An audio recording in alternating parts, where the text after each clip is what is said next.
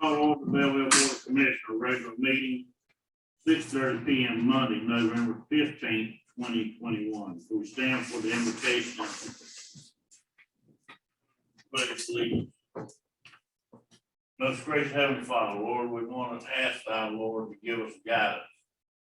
Lord, that we make the right decision for the citizens of our town, Lord. And Lord, we ask you to touch everyone and watch over us and heal those, and hopefully this COVID will go away, Father. And we have a lost individual that passed away, Mr. Graham Swift. And Lord, pray that you comfort his family and watch over him. In most precious name we pray. Amen. Pledge allegiance to the flag of the United States of America and to the republic for which it stands, one nation, under God, indivisible, with liberty and justice for all.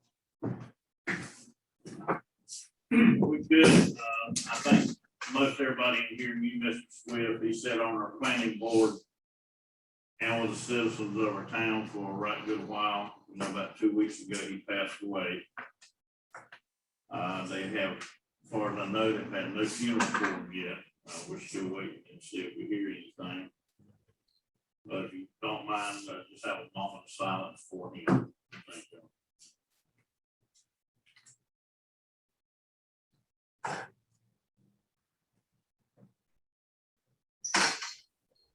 Okay, thank y'all for that. I just want to say before we get into it, Mr. Swift was a good man. He was a public servant. He come here to help the town out. He stayed with us a right good while. He was very avid type person. He's done great work with the town and the planning board, and he will be missed, and I hope his family stays care of. We'll keep in touch with him. Thank y'all for that. Next order of business, I need a motion to excuse Commissioner Belville. He cannot be here tonight. I have a motion. All in favor? Aye. All opposed? Aye. Thank y'all for that. Okay, next on item 3, approval of the agenda. Commissioners had an opportunity to go through the agenda. If there's no changes or additions to it, if I can have a motion that we approve the agenda as is. All in favor? Aye. All opposed? The ayes have it. Thank you. Moving on to item 4, the consent agenda. All items on the consent agenda are considered routine and to be enacted by one motion without discussion. If a member of the governing body requests discussion on the item will be removed from the consent agenda and considered separately.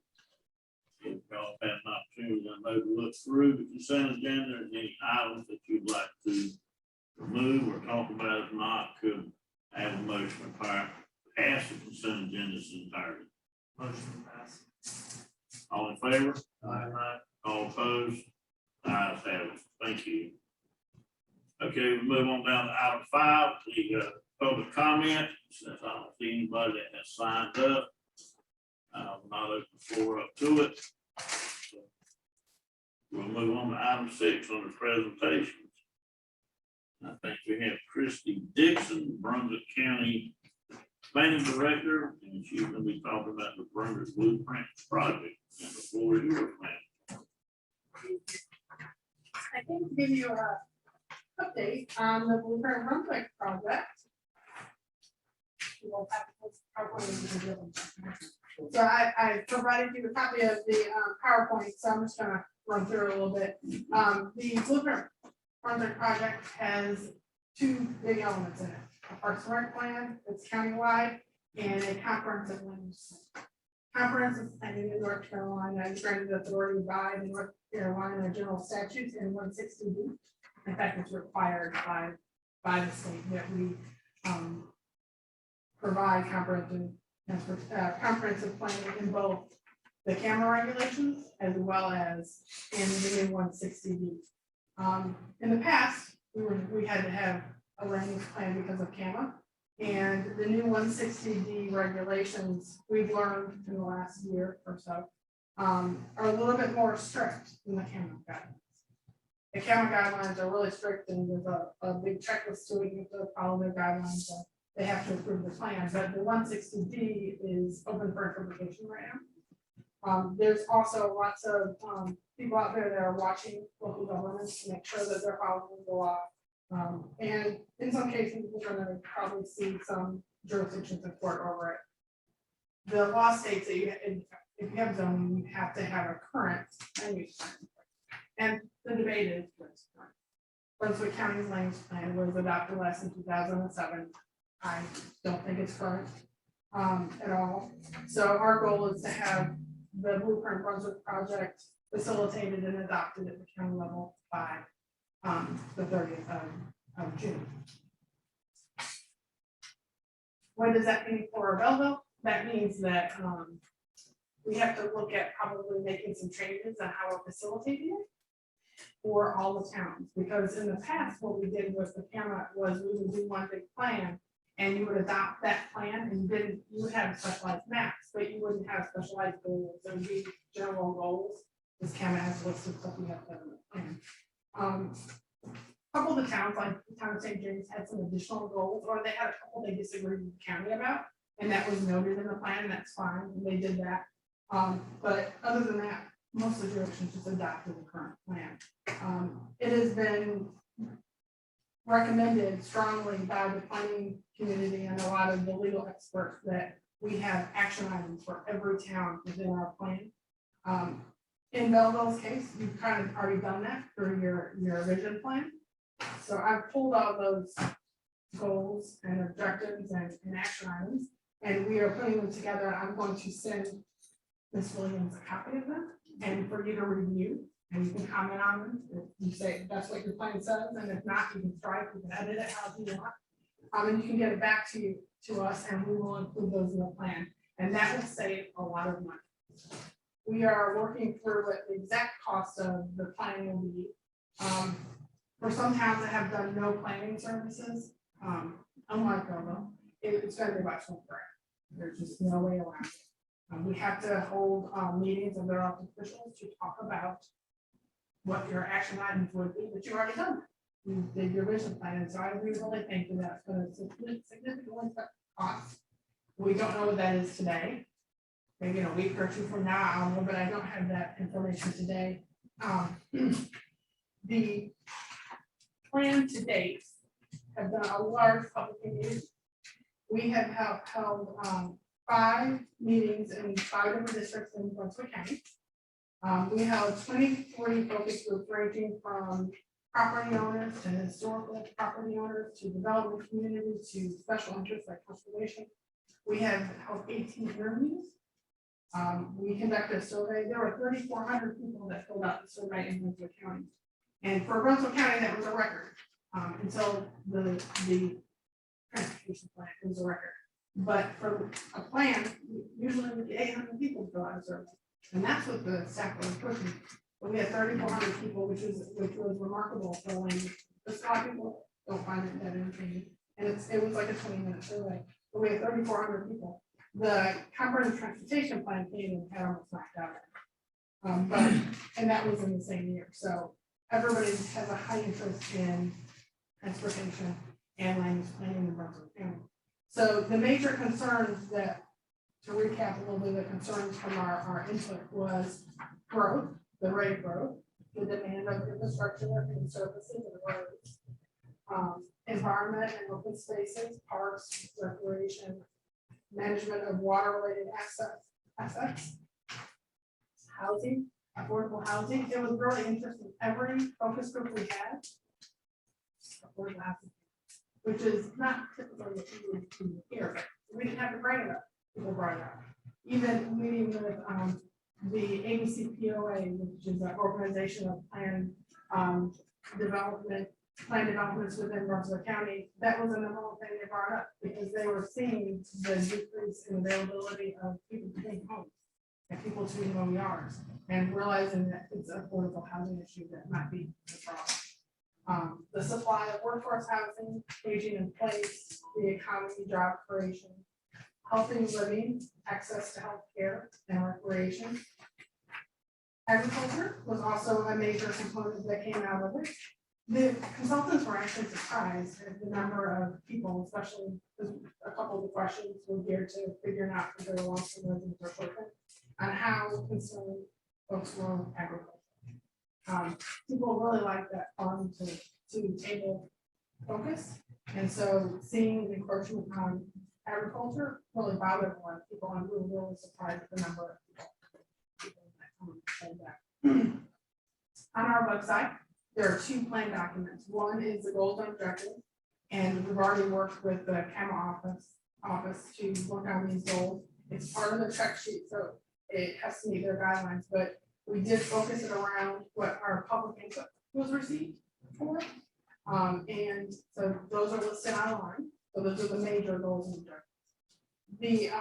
You'll have your own goals and objectives, which I took out of your plan that you've already done. And so you'll find those online if you go to our website. There's also our Brunswick Today section, which is just all the data that we have from census data to the survey data. The participating municipalities and the tasks that are coming up is that we have a resolution, which I believe in front of you tonight, for you to adopt. It will say up to 12 it will say up to a certain amount, but we're working on getting those down, and I really think we've already done so much work that we can get it down. Then we'll have to work through the goals, which again, we already have those. We have them in writing, so I'm going to be forwarding them. You also will putting together an action plan or just recommendations tasks to do. And again, we're going to provide that because you already had that. And then a land use map, which we already were going to do. So we're cutting out two of the major components of the three by the fact we've already done so much work. So I don't know what the exact cost of that's going to be, but we're going to be working it out. We'll get up with Ms. Williams as soon as I know. We're a little bit short staffed in our office right now, because we're a little slower than desired, but we are moving forward. On Thursday this week, we're going to be having a community open house. I have a flyer for you from 4 to 7, and the consultants will be there, and we're going to be providing the information from the public input, kind of giving them an idea of what a plan could be, what the main focuses could be: agriculture, job creation, blue and green network, because everybody's interested in parks and trails. And so looking at what those big focuses could be, and getting further comment. We've had a lot of developments in the last year, and I'm sure that will be a focus of comments. The other planning items is development trends. Obviously, there's been a lot going on.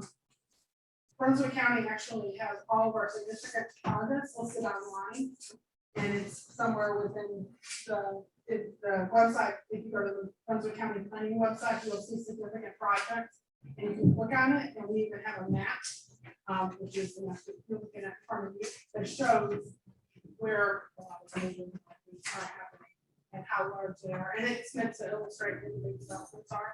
We've had several projects that have ranged from 3,000 units plus. So we've had a lot of really large developments. We keep that updated month to month. There's nothing really insignificant in the Belville area or directly adjacent to your jurisdiction, partly because the valley was surrounding it. Oxwater has done some expansions over the years, but other than that, there hasn't been anything. We have a lot of other ongoing projects, but nothing in this direct area. You're in the limited EPO district, which is another, they do a lot of really good transportation planning, whereas the RPO county facilitates more of it than the COG, so it's a little bit different as well. So there's a lot of exciting projects going on. I want to give you links to other ones. And this is our significant development projects. We might have some commercial in the area, but that's not what we want. I'll be happy to take any questions.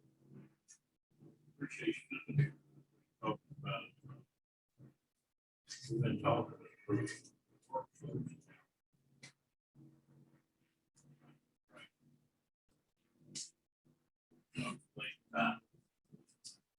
Commercial stuff in here, which you got to have the house they can afford to move into to get them in the area. talk with you about workforce housing, because I haven't heard that, because of that. There's all kinds of different definitions for it. Our counties, everything's changing so fast, especially throughout the county, with growth rate. Retired people. We don't have, need to get more families in here. If you're gonna get families in the younger generation, most of them will be where close to where they work at. We have to work a lot more on getting some industry and doing more jobs with businesses. And other than that, because us just trying to keep up the pace, so we got 2 brand new apartment complexes going. 1 400, 1 300. Plus for us coming up after the first of the year. Plus, since our park, we've got new addition turned over to us by the Department of Transportation. Trying to put in a new walkway and lower paths, trying to tie all that in. Like I said, people, the way things are growing, you need somewhere to go to relax and enjoy nature, sit down. So, with the county, I've been here in this county since '68, so I think a lot of changes.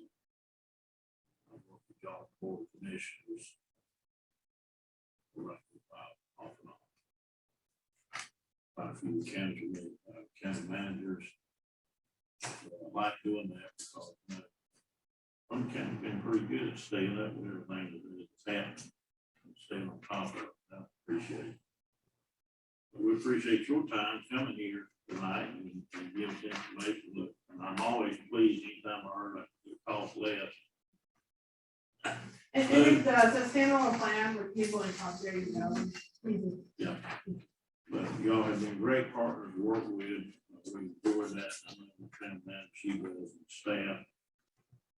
I've always, the county's always supported us. We have 19 municipalities in one county, the most in any county in the state. And we're gonna have a handful. So we appreciate y'all. Thank you for being here. Any comments from the other commissioners?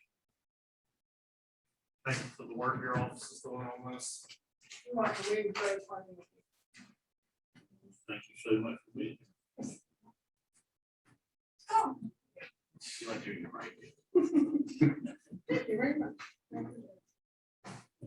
Yeah, we look forward to constantly on these projects, especially these type of projects.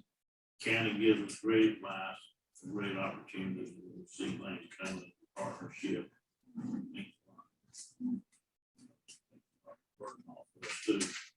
And that's our goal. We know that this is like complex, just like the legal stuff behind having to kind of change how we do it. We want to make sure everybody's protected and that whoever gets sued will not be in Yeah, that goes to your hard work and the partnership all the time. And partnership constant. Thank you for the hard work. Oh, let's go ahead. I got to get the resolution.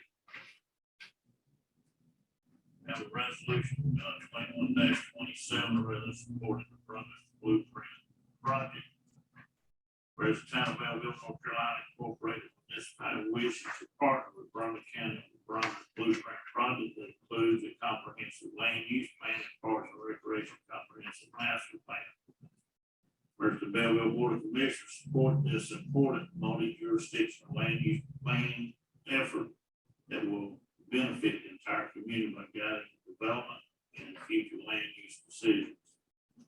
Whereas the Belville Board of Commissioners support this important multi-jurisdictional park and recreation planning effort that will address current trends, assets, community needs, and identify future parks and recreation enhancement. Whereas Chapter 160D of the North Carolina General Statute requires all cities and counties within the state of North Carolina to have a zoning ordinance to have an up-to-date comprehensive plan on land use plans by July 1, 2022. That will include a separate community process with standalone maps, demographics, data, goals, and action items And whereas the town of Belville is willing to fully participate, is willing to dedicate $14,000 in funding to share the cost of the Grundy County Blueprint project. Now therefore be resolved by the Belville Board of Commissioners of the town of Belville to participate in the Blueprint Grundy project and commit to the funding. Adopt this 15th day of November 2021. Do I have a motion that we accept the resolution 21-27? Make a motion to send. All in favor? Aye. All opposed? Ayes have it. Thank you. Thank you.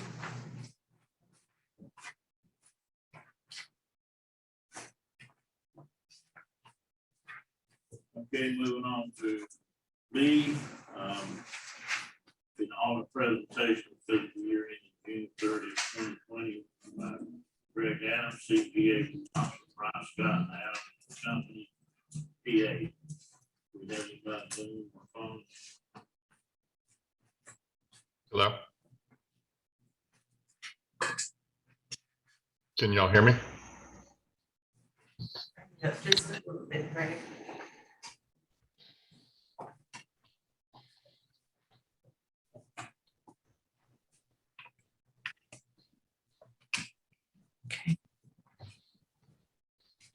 Go ahead, Greg.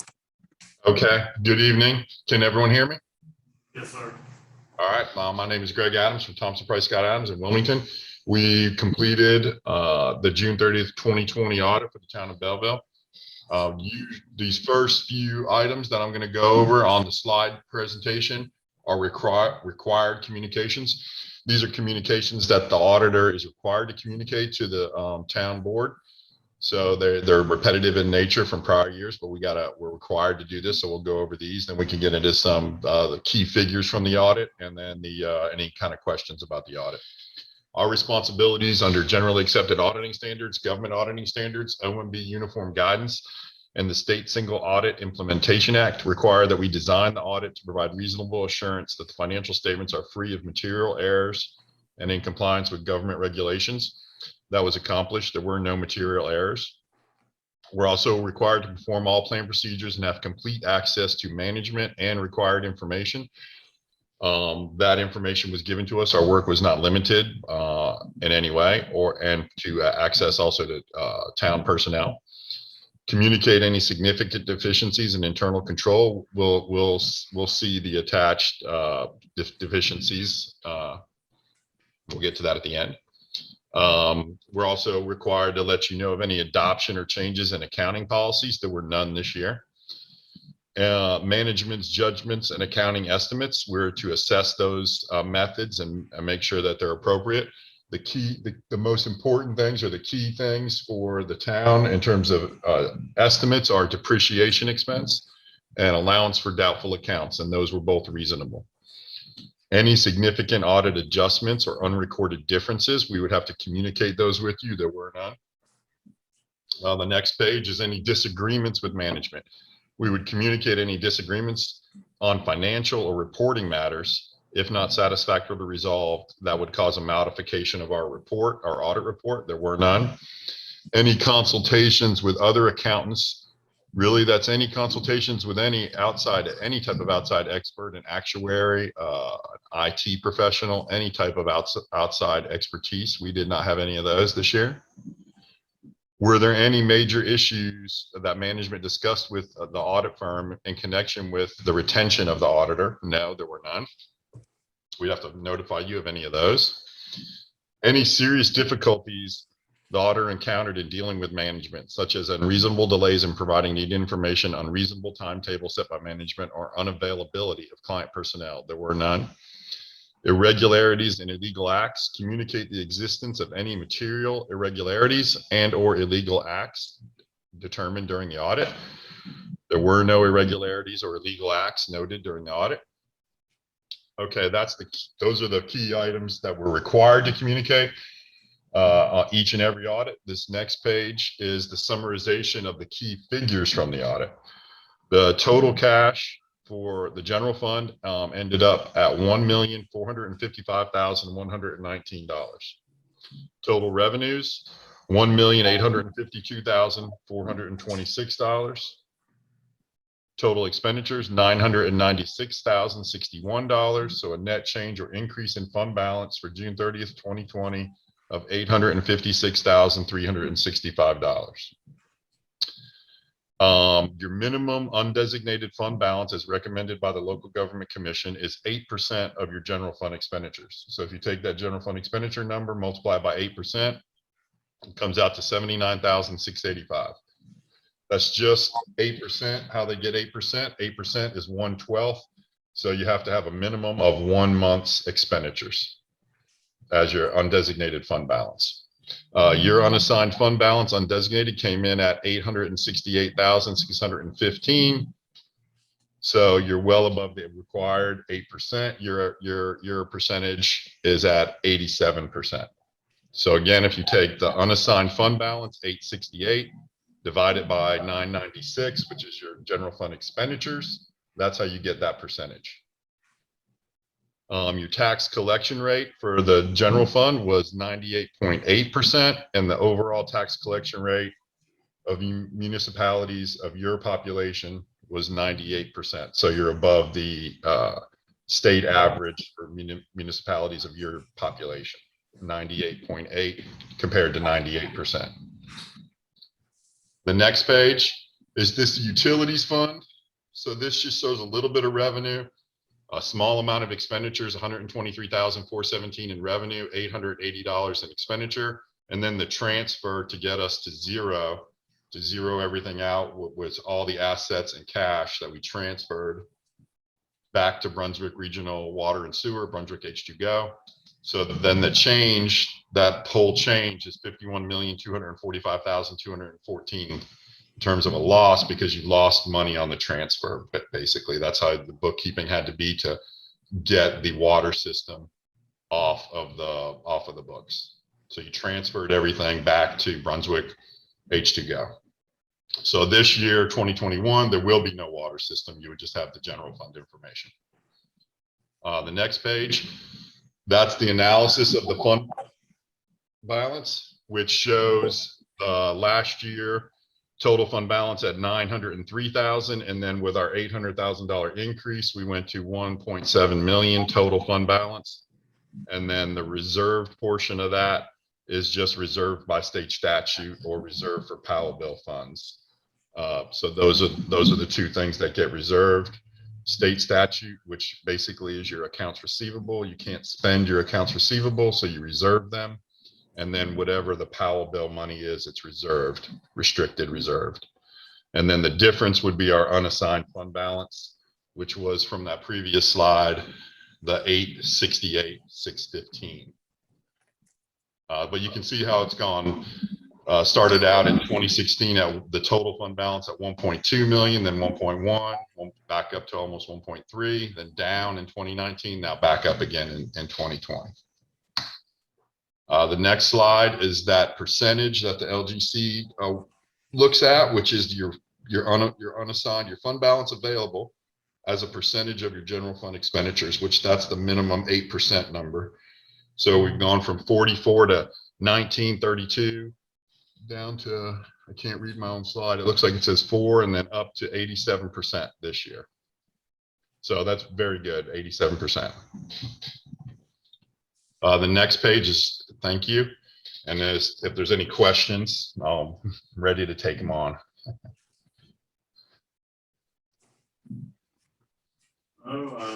Any questions from commissioners? I called most of that. We appreciate you doing that. We do realize there were a few little issues that we have to look at, make sure we got corrected, doesn't happen. But overall, I think if I'm reading it right, overall, we followed the guidelines Yes, sir. there. Yes, sir. The two, and it wasn't attached, but it would be in the copies of your audit report. The two little, the one little finding that we had was because the enterprise fund had that giant $51 million transfer out, there was no budget for that. You know, that you just didn't have a budget for it. And because it wasn't budgeted, we had a non-compliance with budget, meaning that you didn't budget for it. So then you didn't have a budget. So then therefore that you were over budget by transferring that money and all the property back to Brunswick H2Go. So then that was a violation in terms of you didn't have a budget for the 51 million. Other than that, which that's not a thing that's going to reoccur. So you won't have that same issue in moving forward. But that was the only finding, was the non-compliance with budget. Yeah, it was thorough. I read the entire report, one end to the other, went through it. And, like that, and you're right. I hope that does not happen again. Yes, sir. Get in that position. And I look forward to going forward, but y'all done good work, hard work, very informative. Give you a clear picture of everything, so. Yes, sir. And I think we're working with Athena now, so we should be well on our way to getting 2021 completed in a much better time frame than this one. And I'm sitting here also, I appreciate y'all and I appreciate my staff. I know they stay on top of this and work on it hard. And I just appreciate the hard work from everybody. And town manager, thank you so much for staying on top of this. Thank you, sir. We appreciate it. Yes, we appreciate y'all. Have a great holiday season. Thank you.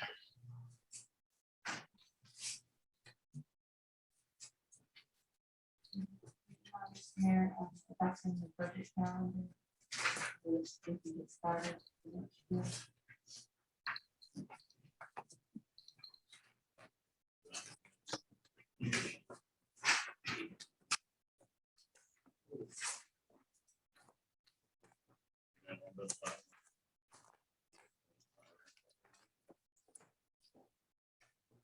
I guess everybody has a chance to look over the 22 fiscal year budget calendar. Does anybody see any major issues with those that time frame? Any changes we need to make? Not gonna have a motion to accept the 22 budget calendar.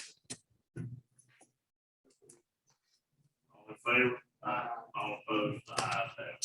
Thank you all for that. Any other comments about our audit report?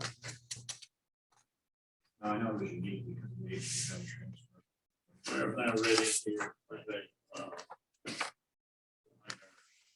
manager staff did an excellent job working with all the, get all these issues cleared up. I want to compliment Athena, you and the staff for making this happen.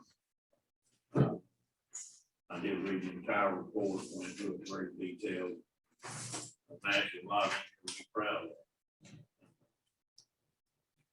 Stay on of those last couple of years, and a lot of chaos with all that additional funding and everything going on inside, but we had to monitor and make sure that did happen. So overall, it went well. I'm happy with the report. Keep moving on. Next gonna be even better. So if there's no comments, I'll move on to 7 under old business, 8 update on the Brunswick River Walk project. Thank you. Just wanted to let you know that the Parks and Recreation Board is working on the Christmas celebration at Little Elves right now, trying to get everything in place and making sure that the lights by the river is something that everybody enjoys. And we also tonight have our contractor from Easy Rock here, who is here to give us an update on the construction down at the park. Sure, we get you to come forward. Been down and looked at it, and I like what I'm seeing. Well, I wasn't prepared, so I had to bring this real thick book. That's actually going to be your book when we're finished. It's a turnover book. It's going to have everything all the way down to what the lumber was treated with, to what the piles were coated with. Thank you. I appreciate you having me here. I really do, Mayor, Council. You've seen it. I know you haven't walked on it yet, unless you broke the rules. But they haven't walked on it yet. But We're pretty much finished except for the creek. We've got to make it completely ADA compatible, both the ramp and the dock. Oh. And the biggest expense that the town had is that piece of equipment. That's something that's 50-foot pilings, epoxy coated pilings down to the bedrock. Well, 2 of them we know for certain are in bedrock. The other 3, we feel confident that they are, but not quite sure. We didn't get the same reverberation from there.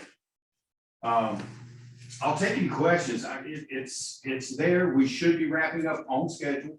We're on schedule. We should be wrapping up, and depending on Brooks County inspections, the turnover date will be decided by then. I'm sure we'll get that. I know the commissioner, and town manager, you know, we won't make this a big event for us. We'll set up a date that we're gonna have the ribbon cut and everything for it. Get down. We've already got a lot of questions about it. I mean, we had people going out the park. I don't know.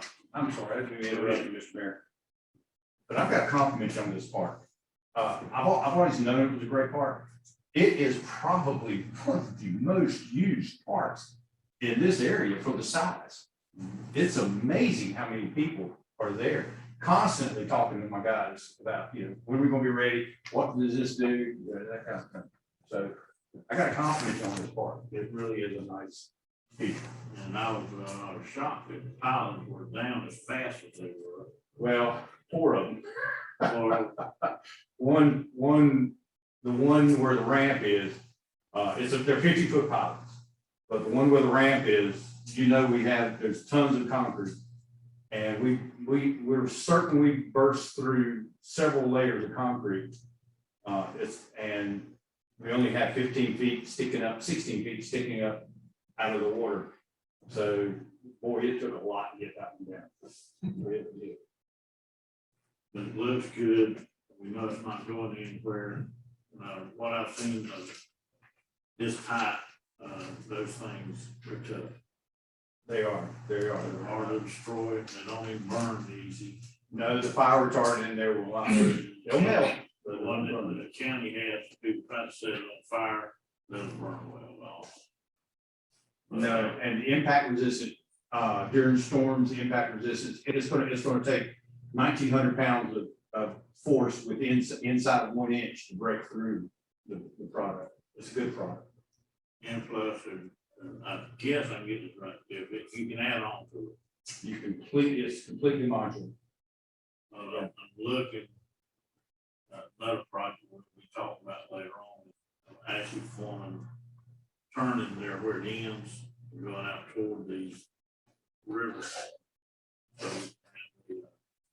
high up if we start boat tours on the river. Easily done. That's something we'll have to discuss, maybe we'll get with you and talk about it. Kind of looking forward to everything getting around what this is gonna generate, because, you know, not only we got the new section, our old boat ramp, at least now has a lot better mechanism than it did before. We don't have to worry about getting blown away by the wind or airboats tearing it up. Is that what happened? Part of it. That Cajun Navy group comes down, they had 2 airboats that had 1,000 horsepower engines on it. They were huge. And I think when they rode up on part of the old dock along the air, that's part of it. So, Well, we set the pilings. We did. We set the pilings so that you, through your concerns that you addressed to us, we set the pilings that it will take a monster storm for that dock to rise up above those pilings. we just, I don't want to be around here either. No. But we appreciate y'all way ahead of the schedule that we thought it was gonna be. Well, we've had some material issues. Aluminum, boy, it's tough right now.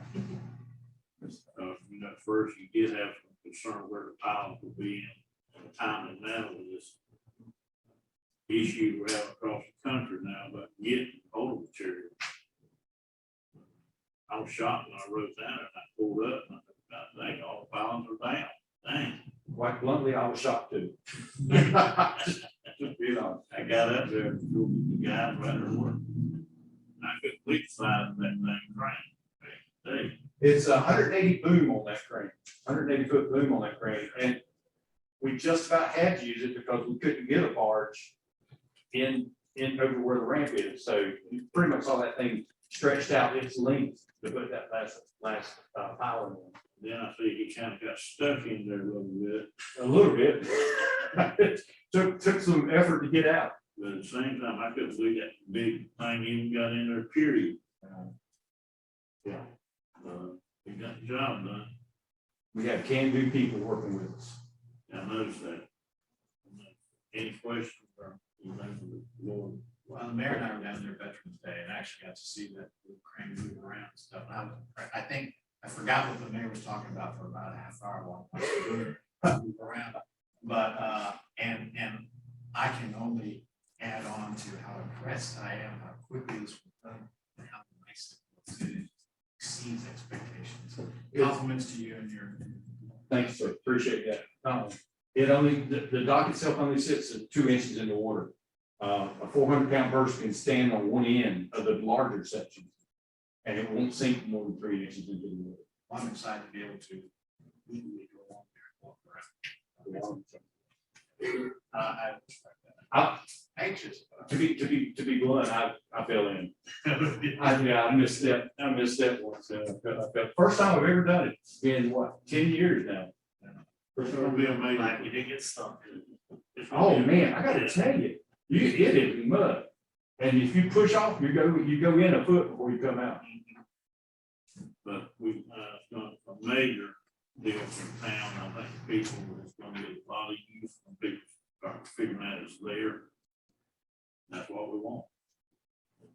Looking forward to it. So I'm looking forward to making you happy. And I look truly forward to appreciate working it. with you again, some more projects. Correct. Definitely. Thanks, sir. We will. Thank you. You know, Guys. you know, you come by. I always will. Thanks, Jeff. Okay. Thank you, guys. Appreciate it. Okay, yeah, we're good. We'll finish two on that construction, we'll go to upcoming events. I think that's covers tree lighting, Belville lights by the river. I think this year, I think y'all look at it, we still got code issues.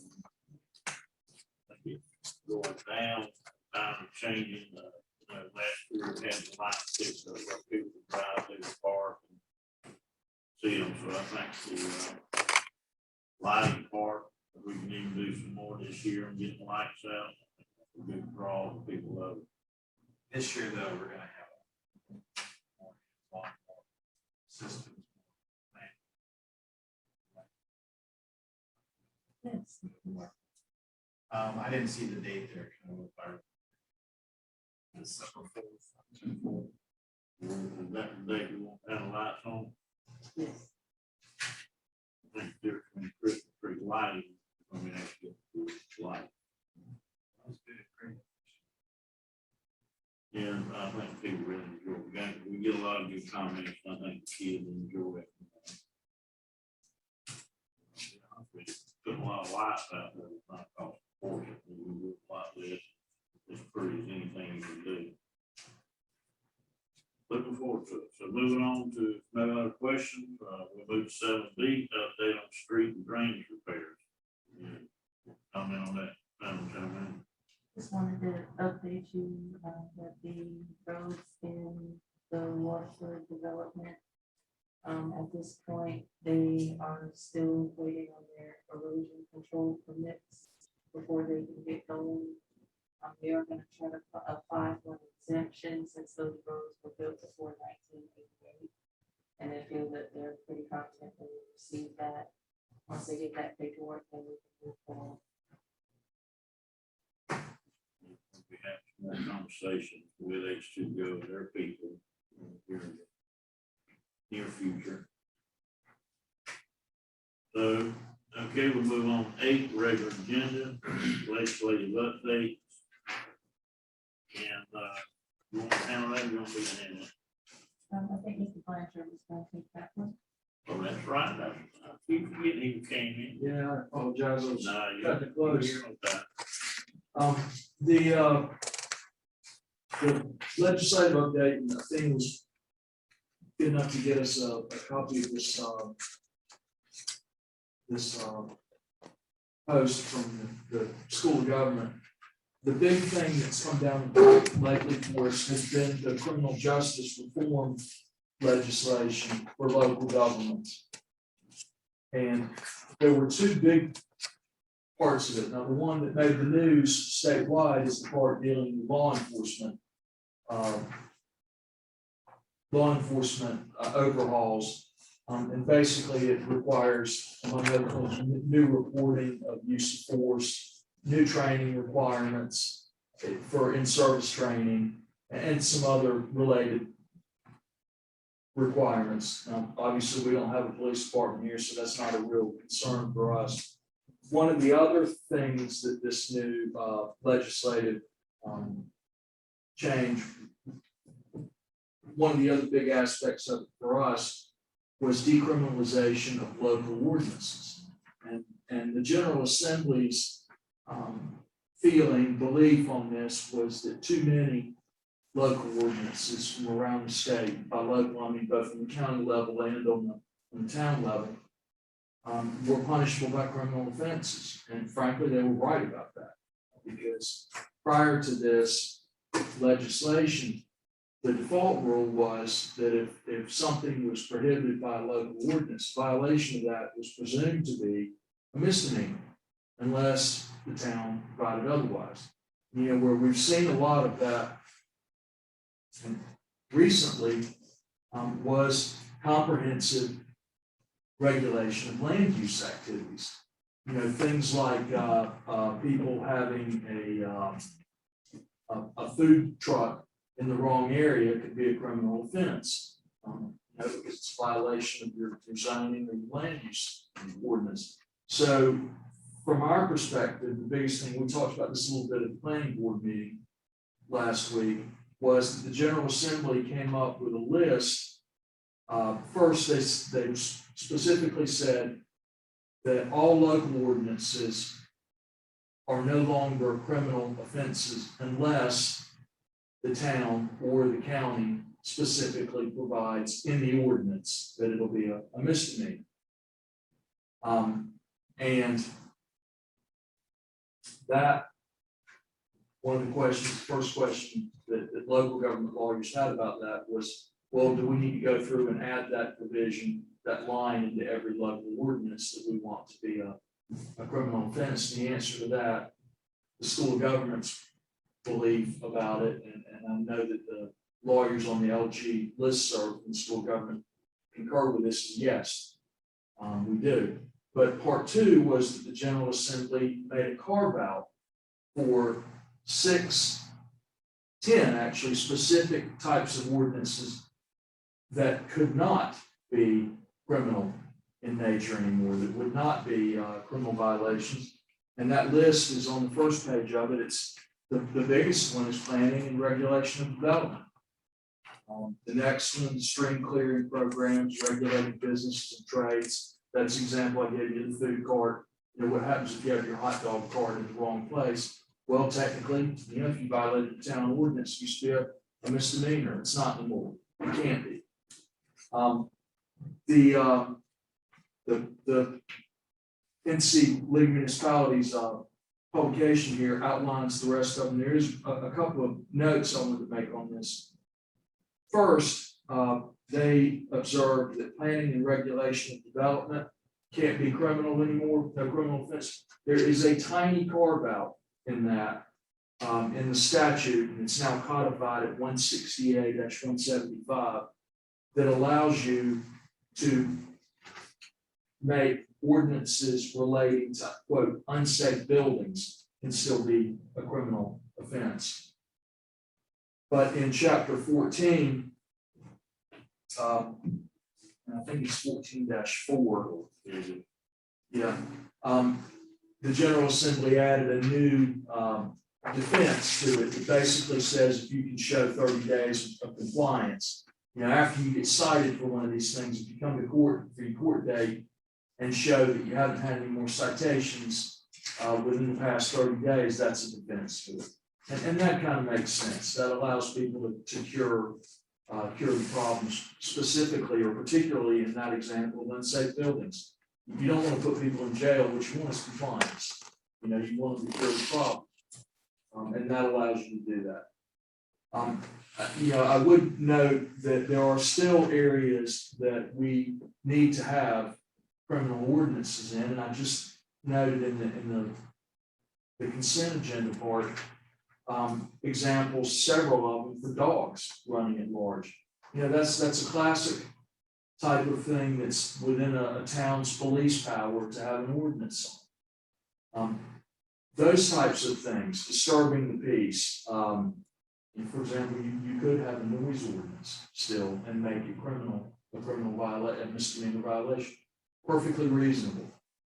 Scott McClatchy, one of the defense attorneys in the western part of the state, over in Charlotte, who does a lot of the same police and municipal work I do, posted, and I think this is a good observation. He said that a lot of cities and towns have a specific disturbing the peace ordinance. You know, because the General Assembly, we do have a general public disturbance type ordinance, but it only applies in specific places.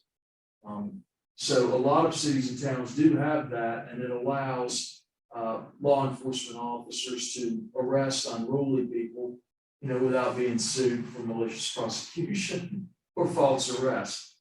So that's one of those things that he suggested that towns might want to think about. But those were just the two topics that popped to mind right here with me. You know, there are areas that we still need to use our police power in.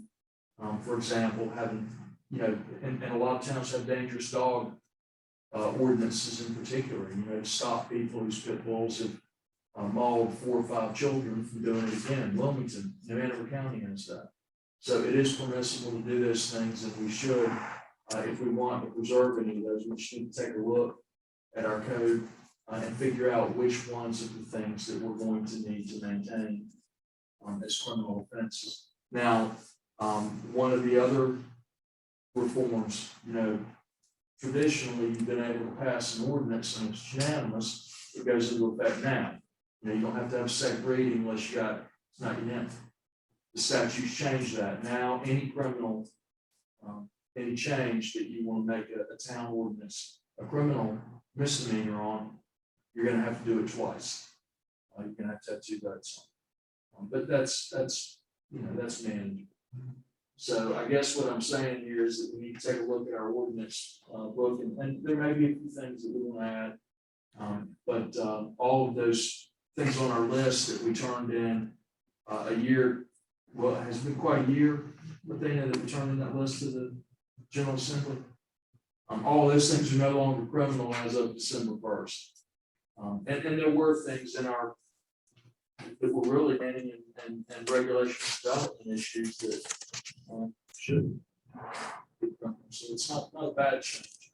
It's just going to require a little bit of attention from us to go back and revisit those issues that we do want to retain some police power.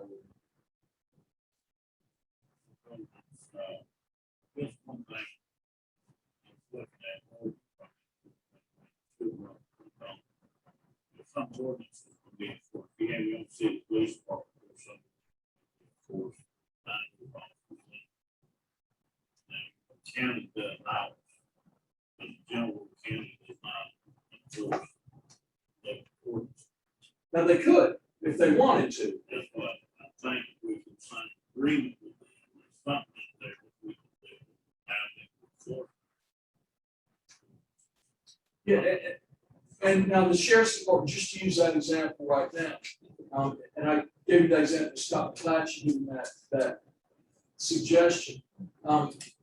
You know, oftentimes you'll have parties and things like that, police can call that to deal with it, and that gives them just one more toolbox to deal with that situation, again, without being liable for false arrest or something like that, for the drunk and mouthy party goer who wants to get the police officer's face. You can like you're talking about having the local agreement, with the sheriff's department to do those things. But they would still be allowed common law to enforce our local ordinances anyway, if they wanted to. I don't know whether they want to or not, but Generally, the sheriff don't get involved. And well, yeah, you can think about it, it kind of makes sense, because here in Brunswick County, they have to know, 9 different sets of local ordinances. Just to get it right, but like you said, noise ordinance. Can, they've had problems making that stand in court. Every time they try to tweak it, move it. Got a ban our town next door, they pay loud, you to keep it called in. Silent for it, and the rest of the probably will turn it down. I'm trying to get court to lose. But the judge said, we got money for certain things, we got to have a meeting with the next decimal.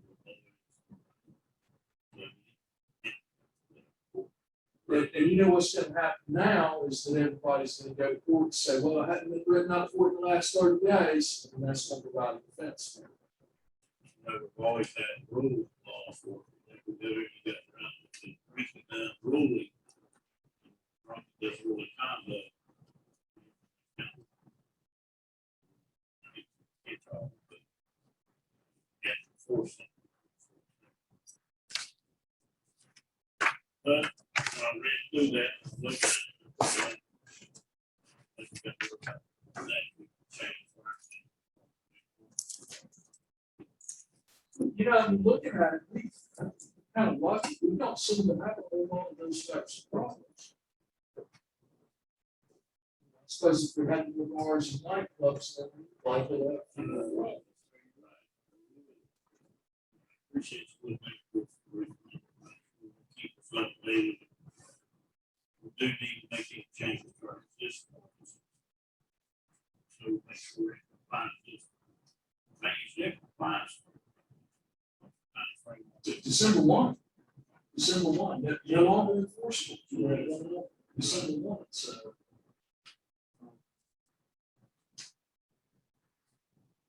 And a lot of these things, obviously, just because you can't criminally enforce them, you can still enforce these things civilly.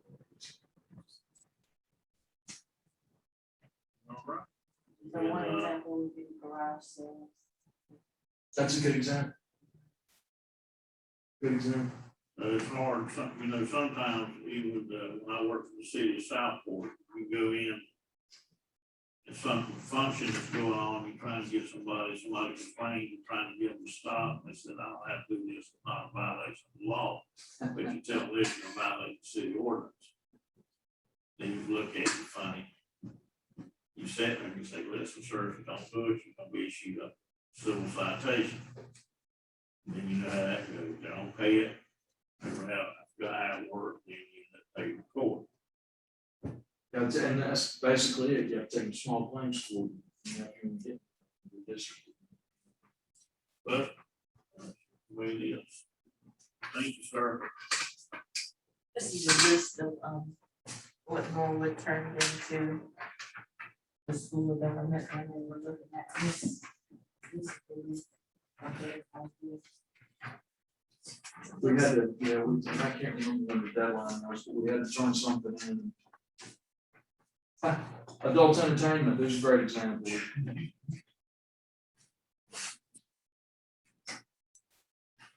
Now, Article 22, the property maintenance one, we could still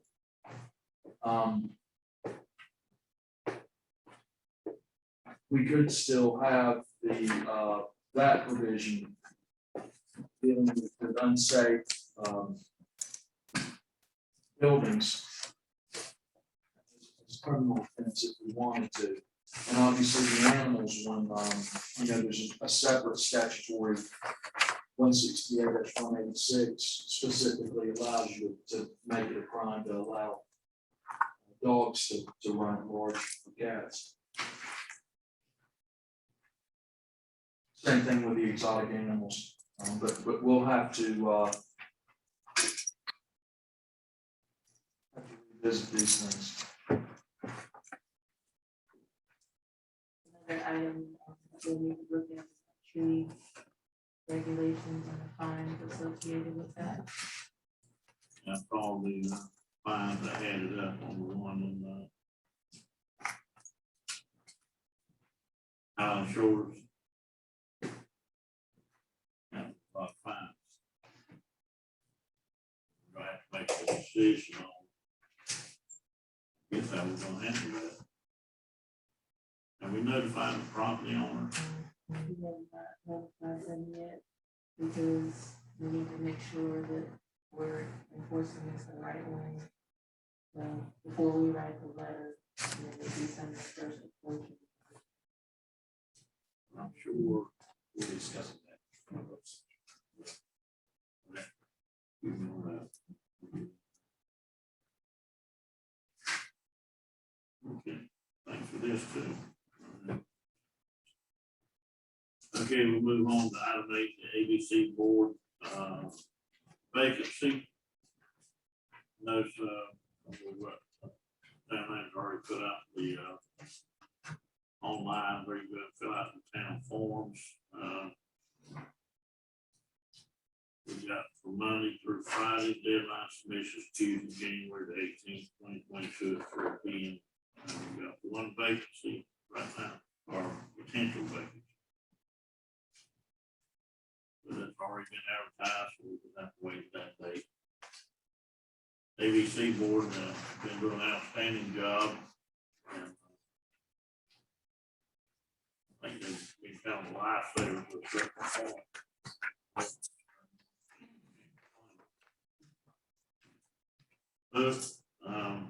Any questions on that? We'll move to 8C, transportation update. I think nothing's really changed on that. You know, the basic concept of what we're talking about at the WPO meeting is just basically got to do with the funding, the existing projects where the money's being put back into the system again to refund all these projects, the bypass that have been done. Kendrick County, all Highway 17 around Hampstead, major concerns they have, as well as another we're still looking at is the possibility of the Cape Fear Memorial Bridge, another bridge crossing. That's still a pretty hot topic. I think that's going to kind of stay on the forefront for a while, because when the Cape Fear Memorial Bridge thing was pretty much closed down, it's changed the whole narrative right now. They don't want it to drop completely because it takes so long to get it back on track. So we're trying to look at that, some of the smaller projects and our projects we have here, our multi-pass on track, Mountain Town Manager stay tracking that, stay on top of it. Widen of our road out here from the stoplight back down. We have to trying to connect with the developers gonna build those apartments. So make sure that that's handled the way it should work from DOT. We do have some potential work. One thing, issue that I hope can be addressed, it's not gonna be a simple one. You know, for us to get projects for a town our size here, the reason not only us, even though some of the beach communities and other ones can't get these projects, a lot of federal dollars out there to do type road build, multi-path, but you gotta match it. When the matching is using the biggest bill, the problem is you gotta pay 100% of it up front before they'll reimburse you. That's a hindrance to small towns, because most of the towns can't put up that kind of money up front. So I'm pressed on hard now. We're trying to get the question, especially from the federal level. They've got the mechanism that will allow smaller towns a way to get hold of those resources. We can't come out and pay for a $10 billion project right up front. Whereas if we had to match some of those with the lower match, we might be able to handle it. So we can work to push our elected leaders to help us make some changes. Okay, no question. We'll move on to item 9, closed session under North Carolina General Statute 143-318.11. A3, attorney consultation. Can I have a motion to go into closed session? All in favor? All opposed? Ayes have it. Be back out shortly.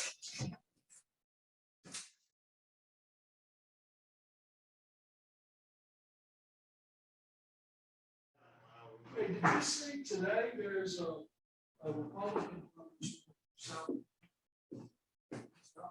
Said she's got 5.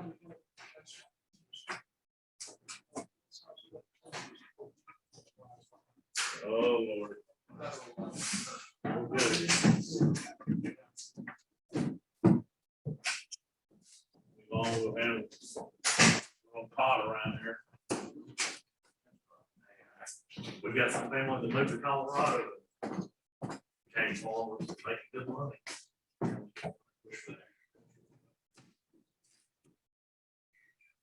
Well, it's like the lottery, you know, when government sees that kind of money up for grabs, their morals tend to go out the window. Don't forget that our founding fathers were having farmers. Used to go a lot back for World War II.